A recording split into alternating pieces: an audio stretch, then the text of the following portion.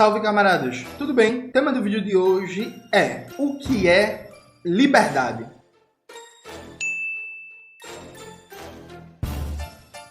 Antes de começar propriamente o tema do vídeo do canal, quero muito agradecer a você que ajuda a manter e melhorar nosso canal a partir do Apoia-se. Seu apoio é fundamental para a gente continuar o nosso trabalho. Se preferir o Pix, está aparecendo aqui como QR Code na tela do vídeo. Lembrando que a gente tem uma lista de transmissão no Zap Zap com todo o conteúdo que a gente produz e recomenda. Entra lá e não perde nada. Camaradas, note, aqui no meu canal eu já gravei vários vídeos sobre o que é liberdade, né? Mas no passado e tal, faz muito tempo. E o canal chegou muita gente nova, né? Só em outubro foram mais de 30 mil pessoas novas, a gente está no comecinho de novembro, já chegaram mais 4 mil pessoas novas, então tem temas que é importante a gente retomar. E aí é muito comum fazer uma contraposição dizendo que os marxistas defendem a igualdade e os liberais defendem a liberdade. Mas veja, essa contraposição ela é falsa. Ou então que os liberais defendem igualdade formal e os marxistas defendem a igualdade substantiva, a igualdade socioeconômica, como se fosse uma dicotomia aqui. Isso também não é verdade. Veja, como é que eu leio, na perspectiva marxista, a questão da liberdade? Primeiro, dando uma dica importantíssima para vocês. A base teórica para este vídeo é 2 livros muito importantes do grande pensador comunista italiano Domenico Losurdo. Aliás, 3 livros do Losurdo. Vai. 3 livrinhos do Losurdo. Hegel e a Liberdade dos Modernos, publicado pela Boitempo Editorial. Coloca aí na tela, Maxwell. O Marxismo Ocidental, como nasceu, como morreu e como pode renascer, publicado pela Boitempo Editorial, e Marx e o Balanço Histórico do Século XX, publicado pela editora Anita Garibaldi. Os 3 livros do Losurdo, a gente tem uma base teórica, histórica, política e filosófica para fazer um debate muito bom sobre a liberdade. E aí, o que o Losurdo coloca? E aí vou resumir para vocês de maneira didática, mas procurem ler os livros com um asterisco, né, um parêntese. O livro Hegel e a Liberdade dos Modernos é fantástico, perfeito? Dito isto, não é tão fácil de ler. Jones, é melhor não tentar... Não, veja, eu sempre defendo que você tente. Mas não é um livro tão fácil de ler. Mas é um livro incrível, vale o esforço. Primeira coisa, gente, para ser livre é preciso estar vivo. Algumas dizem assim, caralho, Johnny, que merda, né? Isso é óbvio. Então, gente, parece óbvio, mas é importante colocar isso quanto premissa filosófica. O ser humano só é livre vivo quando ele tem sua vida, sua reprodução biológica assegurada. Então, se você vive numa situação de extrema miséria e você tem uma expectativa de vida, por exemplo, de 30 anos, não tem como você ser livre, né? Porque você não tem direito a gozar da possibilidade de reprodução biológica da sua vida, que lhe dá condições concretas de você ser livre enquanto um sujeito histórico que vive em sociedade. Se você está constantemente submetido à violência policial, a risco de ser assassinado, à violência urbana, a sair aqui na esquina, roubarem o seu carro, o seu celular e você ser vítima de um latrocínio. Se você é uma mulher e é constantemente ameaçada de violência, de feminicídio, de violência sexual, se você é um LGBT, você pode ser atacado a qualquer momento só pelo fato de você ser quem você é. Se você vive numa economia que tem um dos maiores índices de acidente de trabalho no mundo e você pode morrer a qualquer momento no trabalho, se você não tem direito a um sistema de saúde que garanta a sua saúde, enfim, se você não come direito, se você não bebe água limpa, se você não mora bem, tudo isso diz sobre a sua capacidade de estar vivo para ser um sujeito histórico e social que possa gozar da liberdade. Então, para ser livre, a gente tem que estar vivo. Essa é a premissa fundamental. Então, no Brasil, no que se chama na escola, nos livros didáticos de República Velha, ou, é um termo mais comum nos dias atuais, República Oligárquica, a expectativa de vida média no Brasil, gente, era 35 anos. Então não tem como ter liberdade numa situação como essa, percebe? Simples e objetivamente. Assim como hoje, embora a expectativa de vida seja muito maior, ela diferencia muito das condições socioeconômicas, né? Então você pega, por exemplo, o bairro mais rico e o bairro mais pobre de São Paulo, a diferença da expectativa de vida é de 20 anos, né? No caso, quem mora no bairro mais pobre tem 20 anos a menos de expectativa de vida. Isso significa que a pessoa é menos livre, percebe? Então a primeira coisa, para ser livre, você precisa estar vivo. Para estar vivo, é preciso viver num sistema socioeconômico que seja promotor da vida, né? Da vida em todos os sentidos, tanto do ponto de vista de possibilidades de viver plenamente o ciclo biológico do nascer, crescer, envelhecer e morrer, como do ponto de vista de não estar sujeito a formas de violência que interrompam bruscamente a sua vida. O ser humano, como diz Marx no livro 1 do Capital, bota aí na tela, Maxwell, ele é um ser social que depende eternamente do trabalho, como um meio de fazer o intercâmbio entre ser humano e natureza e tirar os valores de uso, né? Os meios para sobreviver em sociedade.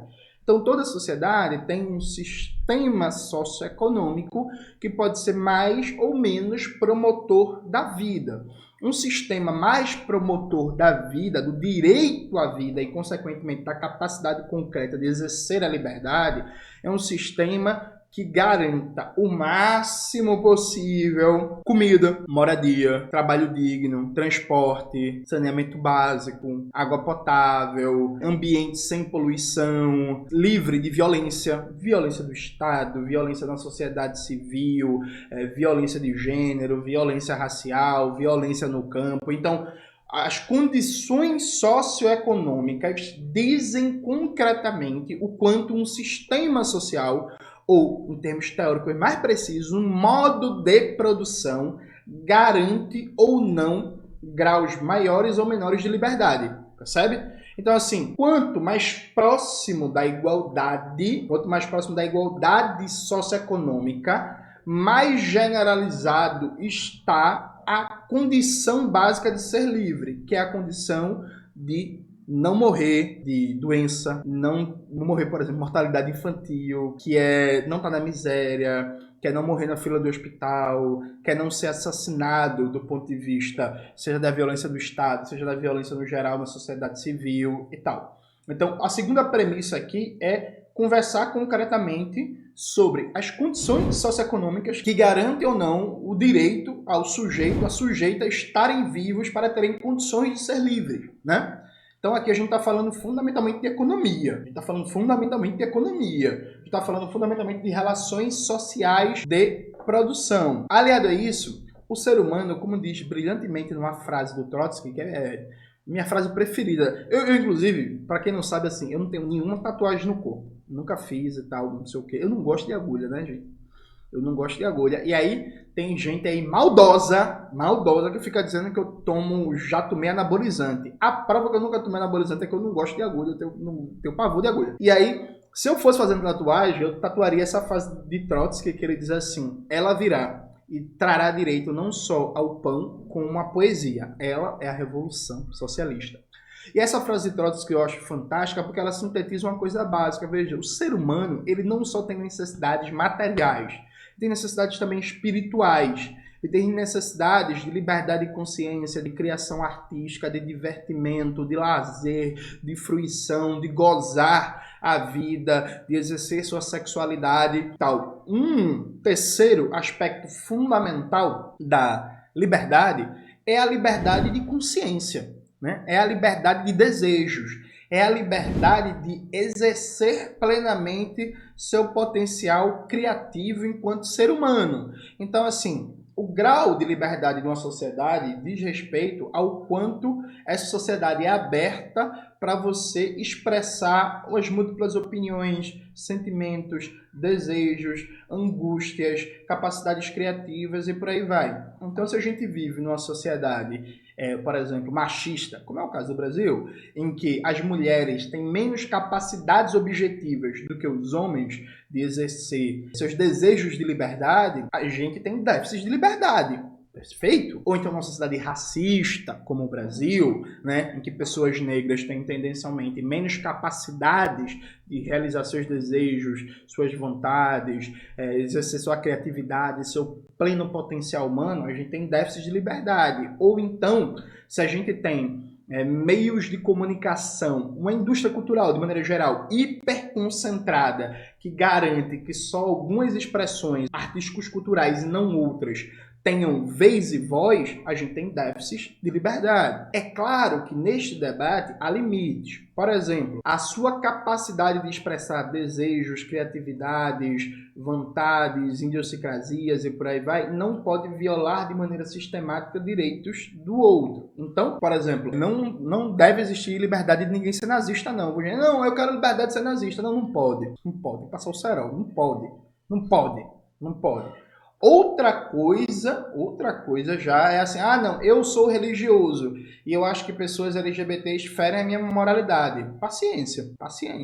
Mas assim, o fato de você ser religioso e existir LGBTs e você ter uma leitura da sua religião que faz com que aquilo seja ofensivo à sua moralidade, não coloca a sua existência em risco, entendeu? Você não vai deixar de existir por causa disso. Você não está ameaçado física e culturalmente por causa disso. O fato de existir nazistas, aí ameaça a existência concreta, a possibilidade material e simbólica de pessoas negras, imigrantes, LGBTs, nordestinos, porque no Brasil tem muito isso, né? Um certo nazismo sudestino, sulista que é contra nordestinos, e por aí vai. Pode, normalmente acontece, redunda em violência, né? Redunda em agressão e por aí vai. Então, o grau de flexibilidade que um sistema social tem para abarcar as diversas posições, as diversas capacidades de expressão artística, expressão cultural, expressão religiosa, expressão de sexualidade, expressão de gênero, expressão de opinião, também diz respeito a seu nível de liberdade, porque o ser humano não é só pão, né? Inclusive, vários marxistas já erraram no passado, achando que acabou a miséria, acabou o desemprego, tá tudo ótimo, a gente não precisa fazer nada. Esse foi um dos erros, inclusive, da União Soviética, né? A União Soviética, objetivamente, gente, acabou com a miséria, viu? Acabou com a miséria, acabou com o desemprego, acabou com a fome, acabou com a falta de atendimento à saúde, acabou com a falta de moradia. Ele deu respostas concretas a vários desafios civilizatórios, e respostas muito importantes, muito importantes. Mas o Partido Comunista da União Soviética, os dirigentes soviéticos sempre negligenciaram a dimensão subjetiva, cultural e espiritual da existência humana, como se o fato do sujeito ter casa, comida, emprego legal e segurança socioeconômica garantida fosse suficiente para garantir a satisfação pessoal e a satisfação humana. Erro gravíssimo. Percebe? Erro gravíssimo, achando que o ser humano é só pão, o ser humano é também poesia. Isso é muito bem debatido no livro, que inclusive eu tive a honra de fazer o prefácio, né? O Socialismo Traído por Trás do Colapso da União Soviética, que foi publicado pelo Lavra Palavra Editorial. O ser humano não é só pão, gente. O ser humano é também poesia, né? Ou então, alguns debates alucinados de petistas que falam que junho de 2013 é inexplicável, porque na época o desemprego estava baixo, a inflação estava mais ou menos baixa e tal, então não tinha o que as pessoas reclamarem. Tipo, sabe? As pessoas não são pão, as pessoas são poesia também. É fundamental e indispensável ter o pão, né? Mas não são só pão. Espero que vocês tenham entendido bem essa metáfora. E o quarto elemento fundamental é que toda sociedade ela é histórica, né? Então, as condições socioeconômicas, as condições sociais, políticas, culturais, institucionais de liberdade criativa, de liberdade artística, de liberdade de expressão do eu individual e coletivo, elas não estão dadas de uma vez para sempre. Elas são organizadas a partir da política. A política aqui entendida como uma forma de organizar a vida coletiva, né? A vida em sociedade, né? A vida em que o indivíduo é parte de um todo maior. Na prática, inclusive, não existe indivíduo sem sociedade. Então, a política começa a arte de organizar a vida coletiva e dizer o sentido histórico para onde ela vai. Evidentemente que a liberdade também depende da capacidade de participação política igualitária, de participação política democrática, de participação política em que não seja possível, por exemplo, que um bilionário tenha mais capacidade de decisão na vida coletiva do que 100 milhões de brasileiros, que é o caso do Brasil. Não sei se vocês sabem, mas aqui 5 bilionários têm renda, têm renda superior que 100 milhões de brasileiros. sabe? Então, assim, o André Esteves, do BTG Pactual, ele liga para o ministro da Fazenda e tem uma influência na política econômica maior que todos os eleitores do Brasil. Então, assim, isso não é democrático. Portanto, não é liberdade, né? Liberdade parte de um pressuposto de condições mais ou menos igualitárias. E aí, por que eu digo mais ou menos igualitárias? No plano histórico, nunca vai existir uma igualdade total no sentido bem simples. As pessoas têm direito a não querer ter participação política ativa na coisa pública. Entendeu? Assim, eu particularmente, eu acho horrível quando alguém apresenta o socialismo como um regime político, como uma forma política em que vai ter assembleia, autogestão a todo momento e todo mundo vai ser uma espécie de militante que vai decidir tudo a todo momento. Pelo contrário, viu, gente? Eu gostaria muito de viver um socialismo para eu não ter que militar. Eu gostaria... Imagina que sonho, gente. Imagina que sonho. Porra, você acorda, vai pro seu trabalhozinho tranquilo, 4, 5 horas de trabalho por dia, transporte público bom, cidade agradável, sem engarrafamento, sem poluição, pegou o seu trenzinho bala aqui, pegou o seu trem rápido, foi e voltou no trabalho, e aí saiu do trabalho, no meu caso, né, porra, tempo livre, vai treinar um Kung Fuzinho, pá, aí chega, cozinha, faz o almoço do outro dia, vai à casa, assiste uma TV, vai numa praça, dá uma corridinha, vê as árvores, tudo tranquilo, tudo funciona bem, sabe? É tudo legal, casa, energia elétrica, água, transporte, segurança. Meu irmão, eu não militaria não, viu, gente? Desculpa, viu? Eu não militaria não. Imagina que sonho seria você não precisar lutar diariamente para ter uma vida boa e agradável, sabe? E aí, claro, se eu decido, por exemplo, não ter participação ativa na vida pública, quem tem, é lógico que vai ter mais influência do que eu. É lógico que quem se propõe, porque vai continuar tendo militância, tendo atividade política no socialismo, no comunismo, viu, gente?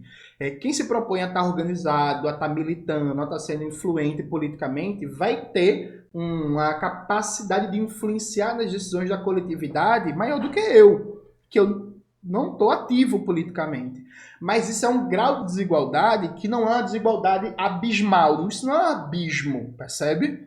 Isso não é um abismo. Eu, inclusive, se quiser... Não, um belo dia eu acordei, eu acho que o rumo da sociedade está horrível e eu agora decidi ter um engajamento político ativo e sistemático. Eu posso correr atrás do prejuízo, por exemplo, e ter o mesmo nível de influência nas decisões coletivas do que o fulaninho que é um líder político, tá ligado?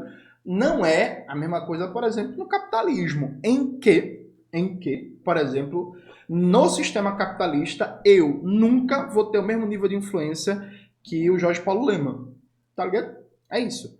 O meu bairro inteiro, junto a todas as pessoas, nunca a gente vai ter o nível de influência na organização da vida coletiva do que o André Esteves, do BTG Pactual, sabe? A gente nunca, Recife inteiro, vai ter o mesmo nível de influência política, isso no capitalismo, gente, bom dizer, do que o dono do Bradesco ou o dono do Itaú, sabe? Então, assim, e é claro que essa capacidade de participar da coisa pública, de decidir em condições igualitárias, os rumos da sociedade, para onde a gente vai, quais são as prioridades em todos os aspectos, prioridades produtivas, prioridades em termos de organização dos serviços coletivos de saúde, de educação, de cultura, de lazer, de transporte, de urbanismo, isso também se reflete no âmbito internacional, né? Porque não dá para você ter democracia quando você tem desigualdades estruturantes na ordem internacional. Então, se eu tomo uma decisão X no meu país, o país Y pode me invadir, pode provocar um embargo, pode jogar uma bomba atômica, pode botar CIA para me espionar, para fazer malícia, para fazer maracutaia. Assim, não existe liberdade, né? Portanto, a democracia em âmbito nacional, ela só é real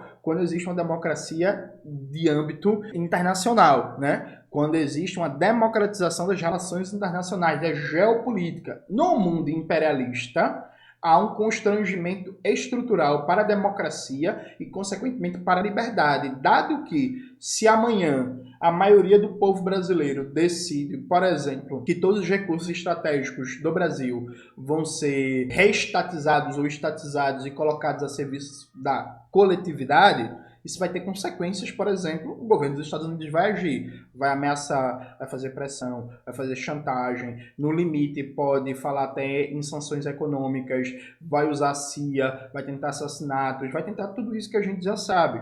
Então, veja, o Domênico Lossurdo, ele faz um debate que é um debate muito concreto, que é um debate fora dessa... Ah, não, os marxistas defendem igualdade e os liberais a liberdade. Não, a gente defende a liberdade. Só que a liberdade, ela tem premissas. Ela tem premissas. Para você estar livre, você precisa estar vivo. Para você estar vivo, você precisa ter um sistema socioeconômico que promova a vida. Só que o ser humano não é só pão, casa e moradia. O ser humano é também um ser artístico, um ser desejante, um ser libidinal, um ser criativo, um ser religioso, e etc, etc. Então precisa ter também capacidade de expressar todas as suas dimensões do ser.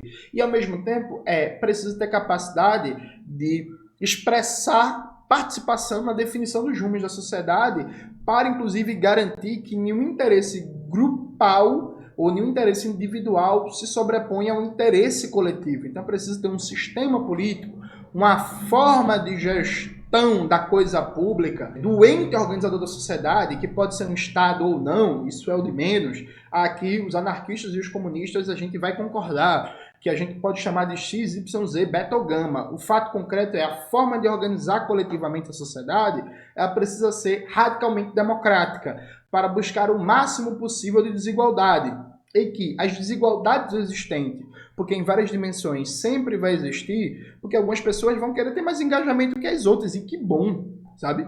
Que bom. Eu repito, eu odiaria viver numa sociedade em que eu tivesse que militar 24 horas por dia. Né? Essa é uma das coisas que faz com que eu odeie o capitalismo, gente. Porque, porra, imagina, velho, caralho, imagina, pô, não me preocupar com porra nenhuma, ficar em casa lendo o livro do Galeano, vendo o jogo do Pelé, jogo do Maradona, jogando videogamezinho, fazendo um amorzinho, comendo uma coisinha gostosa, bebendo uma cervejinha, porra, ia ser bom demais, mas aí é isso, não dá pra fazer, não dá pra fazer isso agora, né? Então, assim, isso é liberdade, né? Liberdade é uma percepção concreta, não é uma percepção objetiva, não é uma percepção materialista. Ser livre é uma condição complexa e multifacetada em que não dá só para tratar a liberdade como a moda liberal de uma liberdade negativa de não ser preso ou reprimido sem um devido processo legal. Isso é muito pouco, né?